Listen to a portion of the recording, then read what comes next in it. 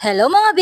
It's another day! This is your Mom Jen. Welcome to A Day in My Life Vlog! For today's video mga B, tayo ay kakain lang dito sa Block 3 sa may Northfield 3, Bayugo. Merienda mga B. Kapag usapang merienda nga mga B, dito ako kumakain lalo na yung kanilang masarap na palabok. At papartneran ko ng lumpiang toge. Solid, ang sarap, lalo na yung kanilang sausawan. Syempre mga B, hindi lang palabok ang kanilang tinda rito. Mayroon ring lugaw. At syempre, hindi mawawala yung partner sa lugaw. Itlog, tokneneng, at tokwa. Mayroon din silang tinda ngayong macaroni at pansit. Lahat naman ng luto dito mga bi ay masasarap. Pero ako, mas gusto ko dito mga bi, yung palabok at ang kanilang lumpiang toge. Yung palabok dito mga bi, kakaiba. Hindi siya masos. Unlike sa ibang tinda, sobrang lapot ng kanilang palabok. Dito, hindi. Hindi siya basa. Tuyo siya mga bi. At kasama nga natin si Bulili.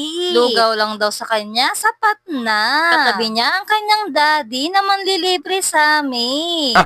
At dahil nakulangan ako sa palabok at lumpiang toge, mga bi, napakain na rin ako ng lugaw at tokwa. Gutom yarn. Aray ko! At ayun nga, iniwanan ako ng dalawa dito mga bi, hindi pa ako tapos. Napakabagal ko raw kasi kumain. Hindi ba pwedeng gutom lang? At ayan na nga mga bi, after ko kumain, hinanap ko yung dalawa kung saan napadpad. At ayun nga mga bi, dito ko sila nakita. Sa Bite and See. Nagpabili raw yung batang makulit. Gutom pa yarn. Itong batang to, spoiled na spoiled sa daddy niya. At dito nga mga bi, may mix and match din. For 100 pesos lang. Mayroon ka ng one frappe, burger, and fries. Frappe pa lang mga bi, masarap na.